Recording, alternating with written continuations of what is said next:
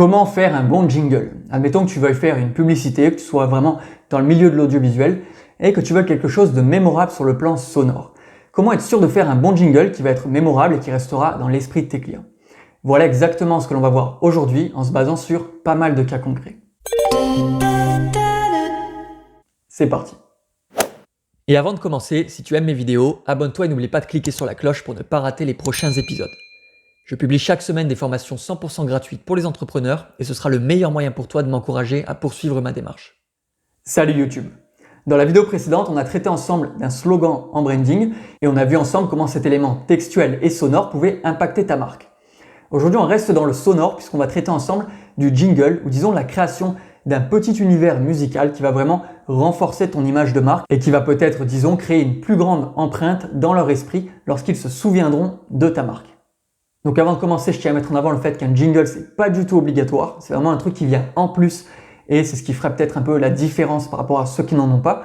Néanmoins, si tu n'es pas en capacité d'en créer un, eh bien écoute, ça ne pose aucun problème, ne te prends surtout pas la tête avec ça. Il y a 3 critères universels qui font qu'un jingle fonctionne bien.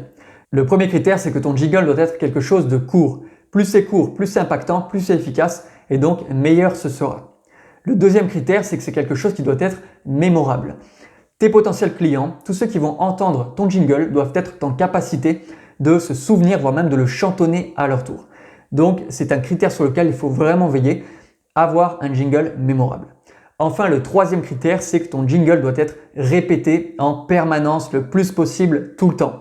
Quelles que soient tes interventions, ce que tu vas faire lorsque tu présentes ta marque, mets en avant ton jingle. Le but étant que les gens s'en souviennent et que ce soit ancré dans leur esprit par la suite. Donc là, tu remarques que j'ai dit court, mémorable et répété. Court et répété, c'est assez facile, c'est quelque chose que tu vas mettre en place relativement simplement. Maintenant, la question c'est comment rendre un jingle mémorable? Eh bien, c'est tout ce qu'on va voir ensemble dès maintenant.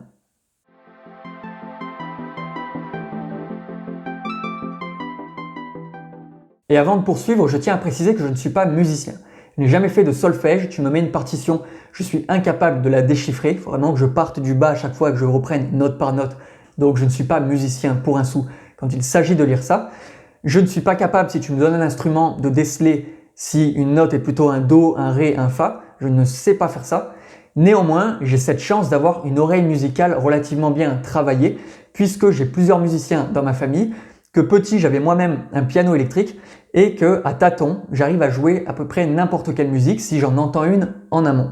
Donc si tu joues n'importe quoi devant moi, je serais incapable de dire si une note que tu fais c'est un Do ou un Ré, néanmoins en l'entendant j'arriverai à la reproduire facilement.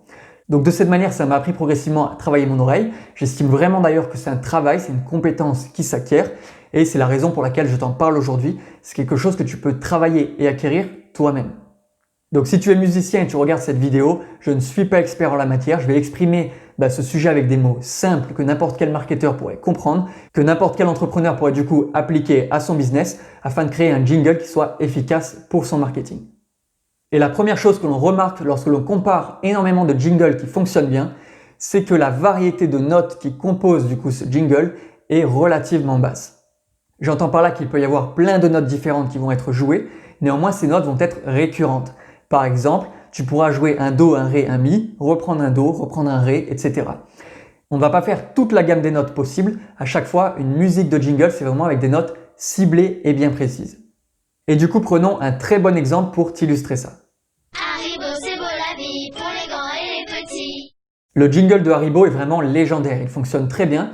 Il sonne vraiment comme des petits enfants qui se narguent à la récréation. Nananana. Et tu remarques qu'il colle parfaitement du coup à leur image de marque. Évidemment, ce jingle est associé à un très bon slogan qui est facilement mémorable et qui vient vraiment renforcer la puissance de cette musique avec laquelle il va de pair, du coup. Et ce jingle est relativement long. J'ai fait exprès de ne pas t'en prendre un qui est en seulement 2-3 notes, mais vraiment, il y a une bonne dizaine de notes qui le composent. Néanmoins, tu remarques en fait, c'est 2 fois le même schéma qui a été répété. Nananana, nananana. Fais pas attention à ma capacité de chant qui n'existe pas du tout, mais juste à ce que je veux te signifier en te faisant ça. C'est te faire comprendre que on reprend dans chacune des 2 phrases de ce slogan qui est chanté la même intonation avec les mêmes notes. Et il y a relativement peu de notes qui composent le jingle de Haribo. Ce qui te prouve vraiment qu'un bon jingle n'a pas une grande variété de notes, mais va vraiment simplifier le choix des notes quitte à les répéter, quitte à les rendre impactantes, bref, quitte à s'appuyer sur les autres critères dont je vais te parler ensuite. Et le deuxième critère justement, c'est que le rythme de ton jingle doit être en accord avec ton audience, en accord avec ta mission, de ton branding, bref, en accord vraiment avec ta marque et l'image de marque que tu veux dégager. Typiquement, si je te fais écouter ce jingle, Cuisinez-la à l'écoute de vos envies. tu remarques tout de suite que c'est un jingle relativement punchy, relativement entraînant et qui a un petit peu ce côté moderne. On est vraiment sur quelque chose comme cuisinez-la, Et en fait, c'est pas pour rien que ce jingle a été fait de cette manière. Le but étant bien évidemment de rappeler le nom de la marque. Ici, c'est pas un jingle qui amène un slogan, mais simplement le nom de la marque qui va être du coup mémorisé plus facilement à long terme. Et ce jingle, il a d'ailleurs pour particularité de s'arrêter avant la fin des 4 mesures, puisque tu remarques qu'il y a un petit blanc laissé à la fin, ce blanc étant totalement volontaire afin de du coup jouer sur le rythme du jingle.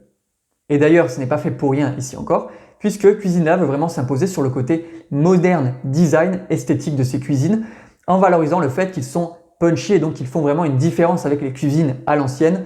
Non, eux, ils sont vraiment dans la modernité, l'efficacité, et ils sont là pour équiper ta cuisine à toi en tant que personne du 21e siècle. Enfin, le troisième critère, c'est de choisir des sons qui vont être en accord avec ton audience, en accord avec la niche que tu veux viser, en accord aussi évidemment avec ton image de marque. Ce n'est pas du tout le même jingle si tu le joues au banjo que si tu le joues à la clarinette ou encore que tu le chantes toi-même avec une voix.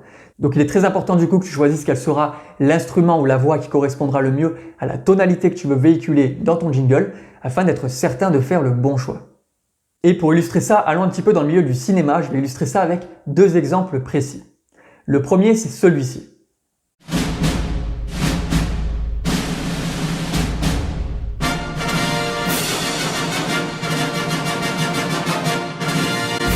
Donc je coupe volontairement la suite du jingle pour pas me faire attaquer parce que j'ai pas les droits du tout pour mettre en avant du coup cette marque avec ce jingle sur YouTube. Néanmoins, je pense que comme la quasi-exclusivité des personnes qui adorent le cinéma, tu es actuellement en capacité de finir cette chanson, voire même tu étais même à la chantonner toi-même pour te dire la puissance de ce jingle et l'efficacité qu'il peut avoir. Ce jingle, il a volontairement été créé avec un orchestre, il a vraiment le côté orchestral du coup qui ressort et il débute avec des percussions. Les percussions ayant vraiment ce côté épique, ce côté solennel, ce côté un petit peu même militaire initialement, et ils permettent vraiment de te plonger dans une émotion forte qui te prépare en fait à regarder quelque chose d'épique, d'incroyable et de génial, à savoir le film qui va suivre ce slogan. Donc il y a vraiment une logique derrière, ça n'aurait pas du tout eu le même effet si on avait choisi une guitare sèche pour faire ce slogan. Autre exemple, cette fois-ci beaucoup plus court, le jingle de Netflix. Tu remarques cette fois-ci qu'il n'y a que 2 notes, donc comme je te l'ai dit, quelque chose de relativement simple, efficace, et le jingle de Netflix reste basé sur des percussions. Donc on conserve cet élément de mise en suspense, un petit peu de côté épique de ce qui va venir par la suite, et ce côté mise en suspense a été renforcé par le choix des notes qui a été pris par Netflix. Il n'y en a que 2, néanmoins elles n'ont pas été prises par hasard.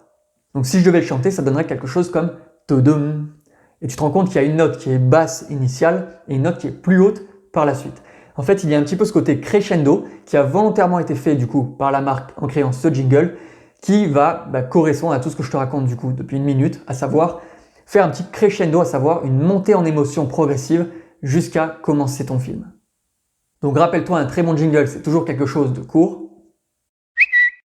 C'est quelque chose qui va être affreusement mémorable dans le temps. Et c'est quelque chose que tu vas répéter le plus fréquemment possible. Ce jingle sera composé par très peu de notes différentes. Carglass répare, Carglass remplace. Il aura véritablement un rythme travaillé pour être impactant auprès de l'audience que tu vises en fonction de la mission que tu t'es fixée avec ta marque. Les produits laitiers sont nos amis pour la vie. Et pour finir, le choix des sons, des instruments va être capital afin de donner une tonalité spécifique à ton jingle.